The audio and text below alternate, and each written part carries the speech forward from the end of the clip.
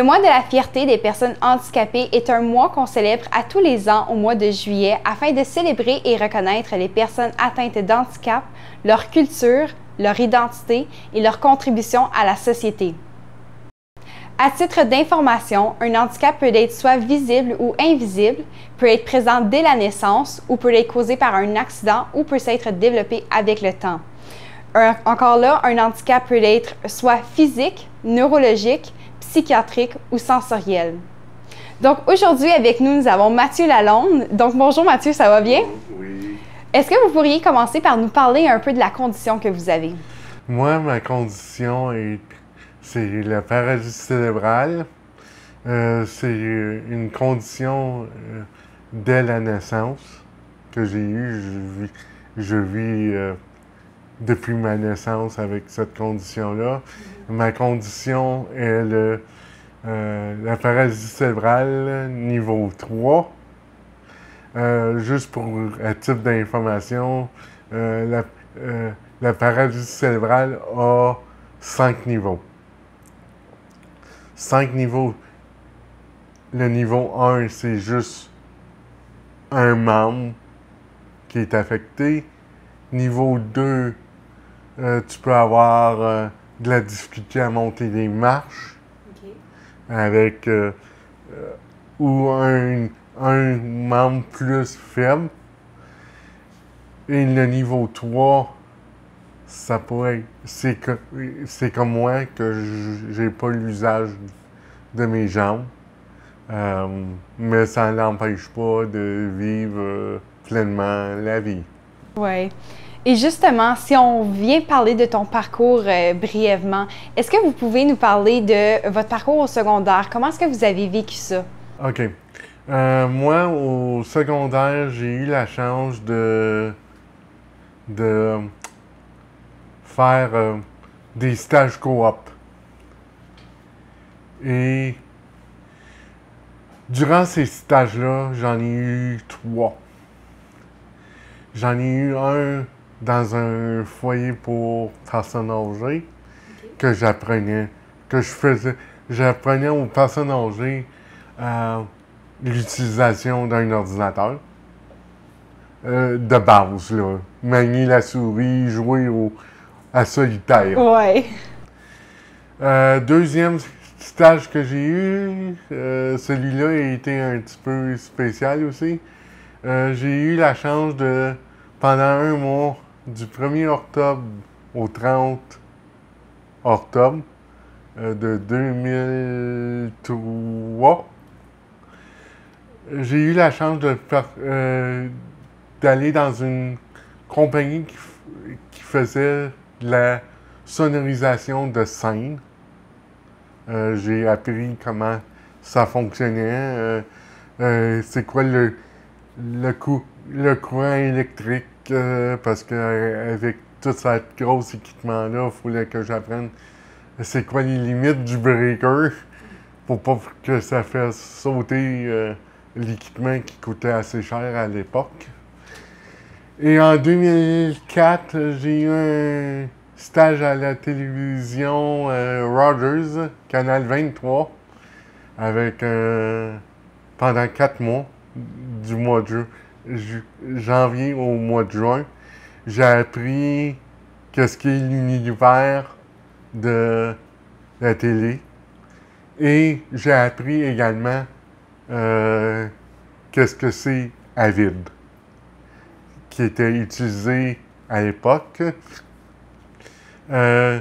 Juste pour vous donner un petit exemple, pendant 4 mois, j'ai fait le CCU, c'est un nom anglophone, c'est le Camera Control Unit, qui contrôle la clarté, tout ce qui a rapport à la clarté de l'image, c'est ça que je faisais.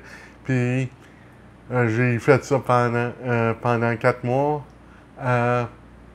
Une fois live to tape et une fois en direct. Ça veut dire live. C'est juste c'est exactement ça mon parcours. Oui. Et je présume que ça doit être de là que vous est venue la passion pour ce que vous faites aujourd'hui? Oh, oui, la passion, j'ai deux passions aujourd'hui. J'ai la passion de l'audio OK. et j'ai la passion de la vidéo. Ah oui. Les deux s'amalgament tout seul, s'amalgament ensemble pour faire ce que je fais aujourd'hui. Oui. Et après votre parcours au secondaire, comment est-ce que ça a été la transition vers le monde adulte, si on peut dire ça de même? Avez-vous entrepris des études postsecondaires? C'était un petit peu difficile.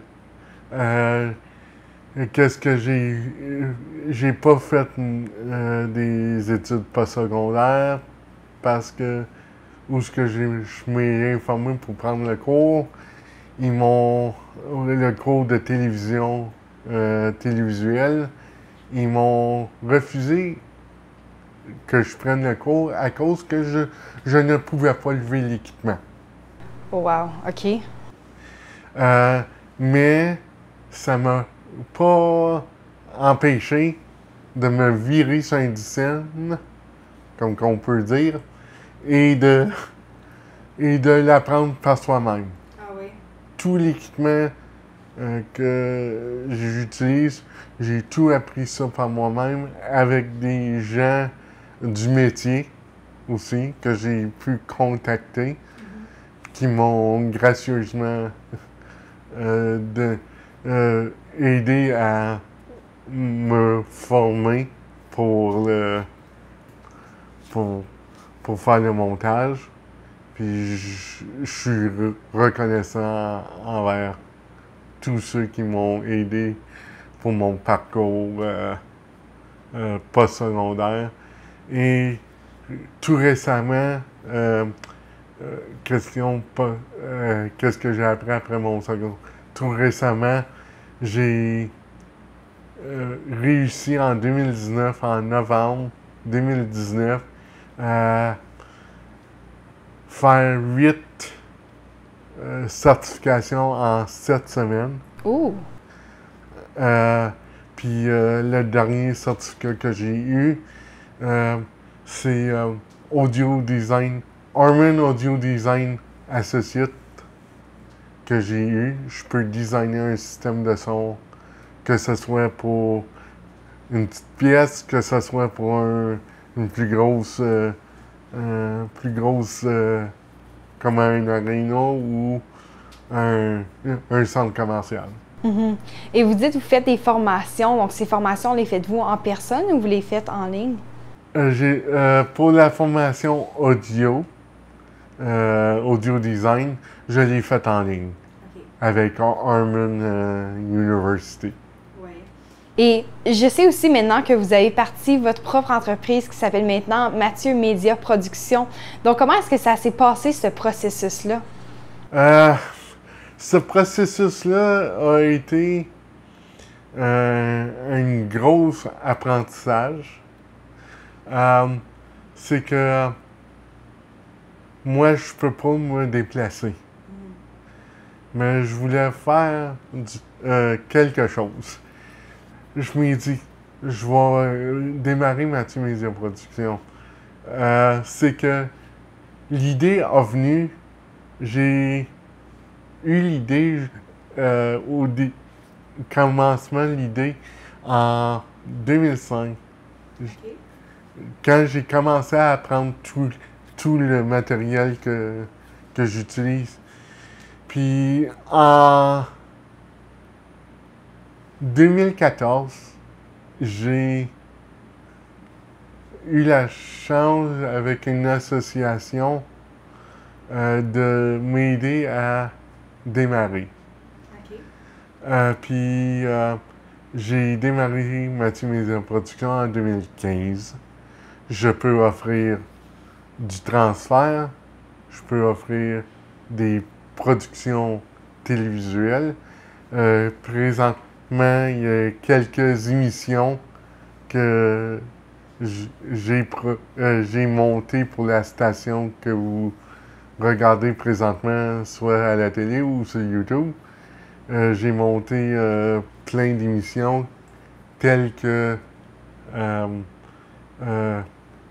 les journées de compte, telles que des, euh, des jours de l'an, des émissions de jours de l'an. Plein d'émissions. C'est juste une bref aperçu de toutes les émissions que j'ai montées pour la station. Mais c'était un beau défi, puis je suis prêt d'en relever d'autres. Ouais. Et avez-vous rencontré certains embûches en partant votre propre entreprise? C'est que je ne peux pas me déplacer pour me faire connaître. Il fallait que je me rabats sur Internet, Google, tout ça, puis aussi avoir eu ma certification pour télévisuel, ça aurait pu peut-être m'aider à mettre plus de poids que je suis capable de faire du montage. Mais ça m'a pas empêché. J'ai tout appris par moi-même. Le métier, comment gestion d'entreprise jusqu'à monteur vidéo. Puis j'en apprends tous les jours. Et est-ce que vous avez eu aussi certains succès avec cette entreprise-là? Comme je disais auparavant, j'ai fait beaucoup de montage vidéo pour la télé communautaire. J'ai fait d'autres montages pour d'autres dans la communauté. J'ai eu des montages, je peux, d'Orléans jusqu'à Rocklin, jusqu'à Castlemaine, juste pour vous donner quelques exemples. Et maintenant, vous avez mentionné plus tôt au cours de notre échange que le déplacement a été un énorme enjeu. Donc, si on parle de ça, pourquoi est-ce que c'est un enjeu? Comme vous êtes présentement en chaise roulante? Oui, juste pour vous donner un enjeu de déplacement, de transport, c'est parce que il n'y a pas de transport. OK. Parce que est-ce que vous pouvez conduire? Non. OK. À cause que j'ai des spasmes musculaires, j'ai pris la décision à 16 ans de ne pas conduire parce que j'avais des spasmes dans mes bras que je ne peux pas savoir quand je vais en avoir et comment. Et même présent, comme c'est là, je ne sais pas si je pourrais avoir un spasme. Même dans cette entrevue, je pourrais avoir, à un moment donné, un spasme, puis je peux pas le contrôler. Donc, qu'est-ce que vous faites si vous n'êtes pas en mesure de conduire? Vous n'avez pas de transport non plus, ça doit être difficile. C'est que l'affaire que... la chose que je fais, c'est soit je demande à mes parents ou des amis pour me déplacer. Oui. Surtout mes parents. Même, j'ai été faire des recherches pour avoir du transport. OK. Le seul prix que je pouvais... Le prix que j'ai pu avoir, c'est 168 $ par voyagement, par jour. Oh, wow! Donc, si on essaie de s'imaginer aller, par exemple, on est à Rocklin présentement ici, mais si on veut aller à Ottawa à chaque jour, pendant une semaine de temps, ça doit venir à un montant très élevé. Oui. 168 $, c'est pour 40 km. OK. C'est vraiment beaucoup. Et puis si tu calcules pour 5 jours, ça monte à 800. OK. Wow. 800 avec peut-être 800 cucs, mais c'est 800 $ par semaine. Oui. Et est-ce que vous avez plusieurs coûts associés malheureusement à cause de vos dépenses? Pour le déplacement, ça coûte à peu près ça. J'ai essayé d'autres places pour avoir. Puis les prix sont un peu exorbitants. Puis Parce que vous n'avez pas de support, soit des gouvernements ou d'associations pour vous aider à couvrir ces coûts-là, n'est-ce pas? euh, j- faudrait, faudrait que je fasse la recherche, mais c'est que c'est très compliqué. Puis il y a tellement de questions. C'est pour la santé, OK. C'est personnel, faut que tu débouches par toi-même le coût. C'est certain que c'est un long processus. Puis comment est-ce que, si vous pouvez nous donner des exemples de comment est-ce que le fait que vous ne pouvez pas vous déplacer impacte votre vie sur tous ces aspects?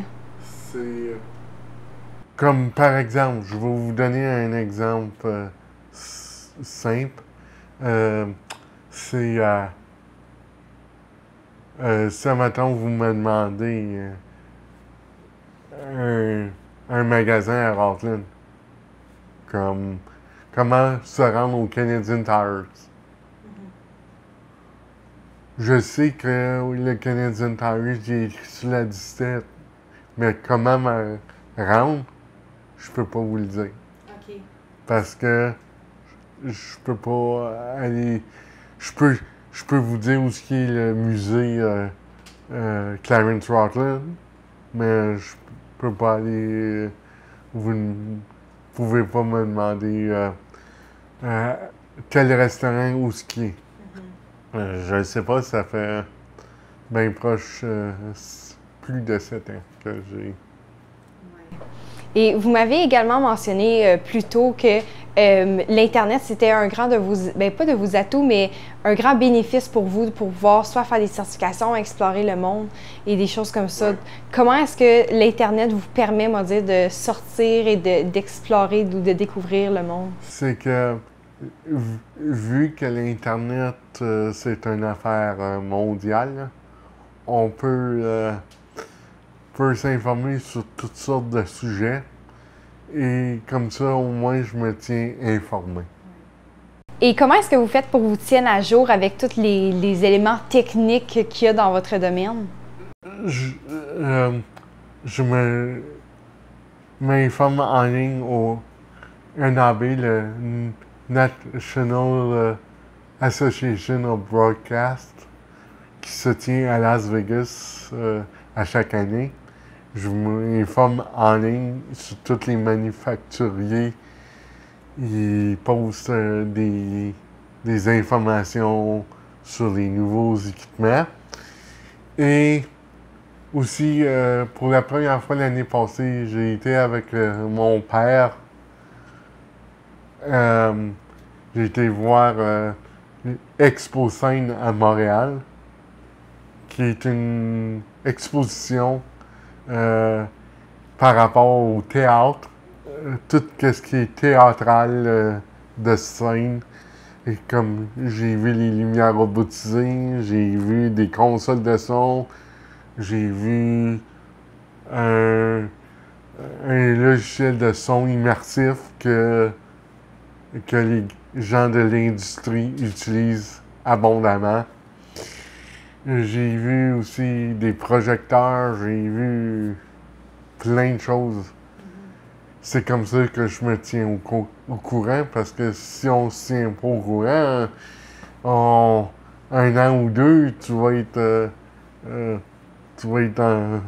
peu.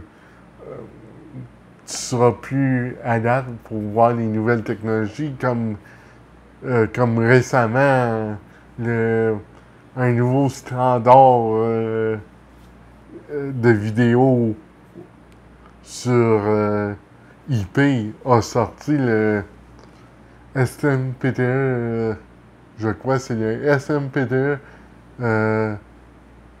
2110. faut que je vérifie. Mais c'est le nouveau un standard pour m'assurer que moi, vu que je peux pas me déplacer, que mes équipements soient compatibles avec ces standards-là.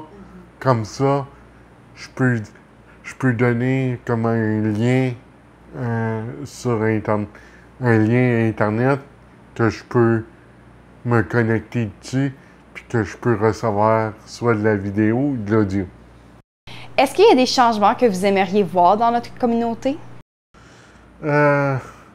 Présentement, j'aide beaucoup à la télé communautaire, puis je ne peux pas accéder au bâtiment. Je peux pas me rendre au bâtiment parce que j'ai pas de rampe. Mais grâce à l'Internet, grâce à toutes les technologies, je peux communiquer avec les gens de la station. Puis au moins, ça me permet de me débrouiller. Et pour terminer sur une note positive, quel message est-ce que vous aimeriez donner à la communauté? Le message, ce serait aux gens en situation de handicap. Oui, des fois, ça pourrait être décourageant. Et avoir votre handicap. Puis vous vous dites, j'aimerais ça faire ce métier-là. Mais faut pas se décourager. Faut juste trouver la façon de faire en sorte que vous puissiez faire votre métier que vous avez choisi de faire. Oui, ça peut être compliqué comme moi. Il faut que tout j'apprenne par moi-même. Mais des fois, on n'a pas le choix de prendre ce chemin-là, d'apprendre par nous-mêmes, parce qu'on est différents. Mais on est des humains pareils. On a le goût de donner à la communauté. On a le goût de montrer qui nous sommes. Et c'est pour ça que j'encourage les personnes en situation de handicap de avoir une passion si vous pouvez la découvrir et continuer sur votre passion. Merci bien. Et merci à vous, Mathieu, d'avoir pris le temps de nous parler aujourd'hui. Donc, c'est maintenant ce qui conclut notre émission. N'oubliez pas de vous abonner à nos réseaux sociaux qui sont maintenant sous le nom de Hub TVC22 et notre chaîne YouTube pour plus de contenu.